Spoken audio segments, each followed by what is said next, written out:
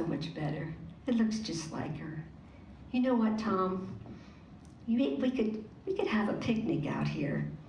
We could bring a basket and eat dinner out here with our little Miss Mary. Let's do that. And so the following day, they did. Brought out a blanket, basket of food, and they ate their meal with little Miss Mary. And they talked to her just like they always did. Told her about the chickens and how the corn was coming along. And they gave little Miss Mary food, just like at home. An apple, a potato, something. But of course, little Miss Mary didn't eat it.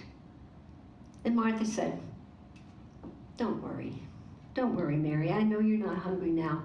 You can eat it later. And they went home. They came back again, never even commented on the fact that the apple or the potato or whatever they left was gone. They did the picnic all over again. And they put out food for Mary, and they talked to Mary. And again, she didn't eat it. They said, that's okay, Mary.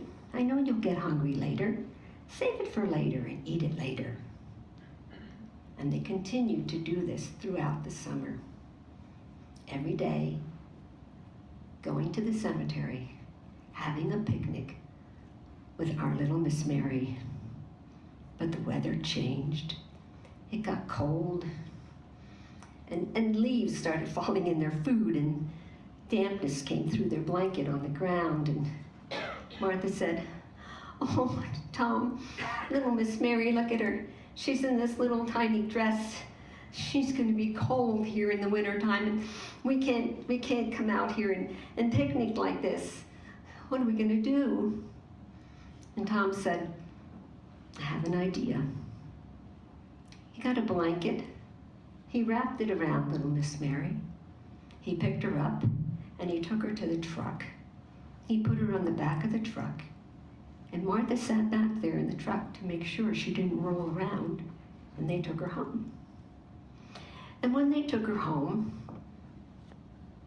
they put her in the dining room on a chair, that the table came just up to her height. And now they could have dinner with our little Miss Mary again. And again, they put food out, and they talked to her. And the food was never eaten, but it was never there in the morning. Day after day, they fed the statue, telling her, we know you're not hungry, eat it later on. And the food disappeared. Well, this went on for years. Tom and Martha kept to themselves, didn't have company.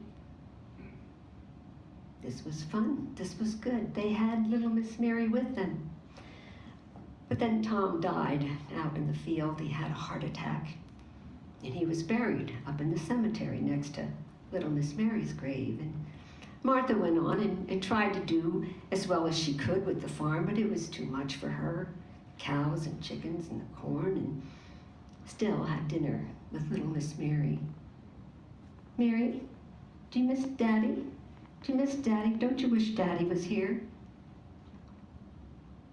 Here, have something to eat. If you don't feel like eating it now, I know you'll eat it later. And they went on. But then Martha died. The house went up for auction. It was in disrepair because Martha couldn't take care of it. A young couple, Susie and Jimmy, bought the house. They were so happy. They were even happy that it came with everything in it, because after they bought the farm, they didn't have money for furniture or anything like that. So they walked through the house deciding what they would keep or what they would give away, and they came to the dining room, and they saw a statue of an angel sitting on a dining room chair. And they said, what is this? Jimmy said, do you want me to take it outside? And Susie said, no, let's keep it. Maybe I'll put it out in the garden in the spring. Just put it over there in the counter, in the corner, and I'll figure it out later. And so Tom did. He moved little Miss Mary, probably for the first time in 25 years, to the corner. Now, Susie was very efficient, and she figured that if she made a meal that was big enough, they could have it for 2 days, and that way she would only have to cook every other day, and that would give her time to get other things done. So that night she made a big shepherd's pie, and she and Jimmy each had a piece, and she put it in the icebox, and they went to bed. The next morning, Susie got up, walked into the dining room, and on the table was a dirty dish, a fork and a napkin, and the empty shepherd's pie dish. And Susie thought, Tom got up and ate the rest of the shepherd's pie. I guess I didn't feed him enough.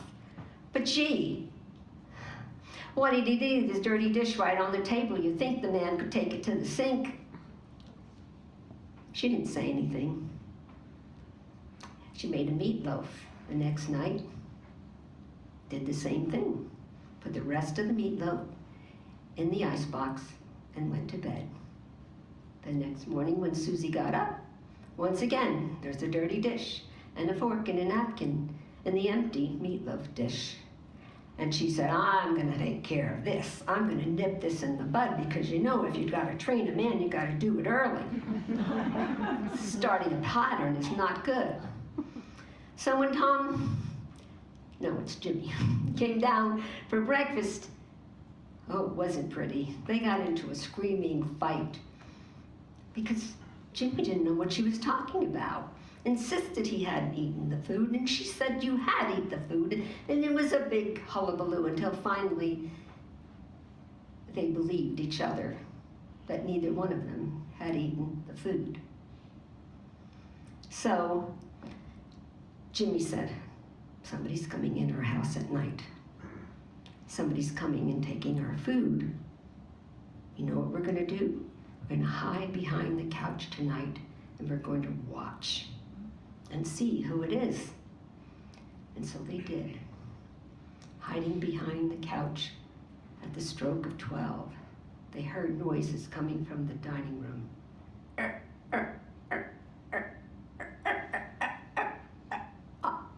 It sounded like concrete breaking up. And pretty soon, it was the statue.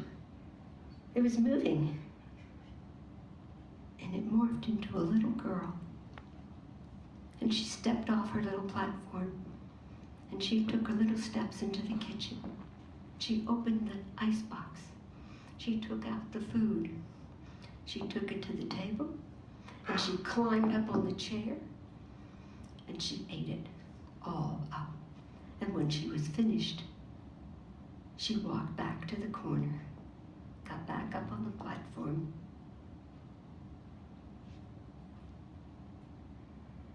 and morphed back into a statue. And Jimmy and Susie said, oh my God, what, did we just see that? Oh, and Jimmy said, I'll take it outside and I'll smash it up. And she said, no, you better not do that, because there's a spirit in that statue. Don't do that. We got to take it to the parson. He'll tell us what to do. And then once again, a blanket was wrapped around. She was put in the truck, and this time Susie sat in the back with her so she wouldn't roll around. They went to see the parson, told him their story. Well, the parson was very old and remembered Tom and Martha. And he said, I think I remember something about this statue. I think I know where she belongs. They took it out, put it in the truck once again, and drove to the cemetery. The parson led them to the grave where Martha and Tom were, and he told them where to put the statue. And he said, I don't think she'll bother you anymore, because she's with Tom and Martha. And As Susie was walking away, she reached in her pocket. She had an apple. She put it down by the statue, but she never went back to see if it was gone. Thank you.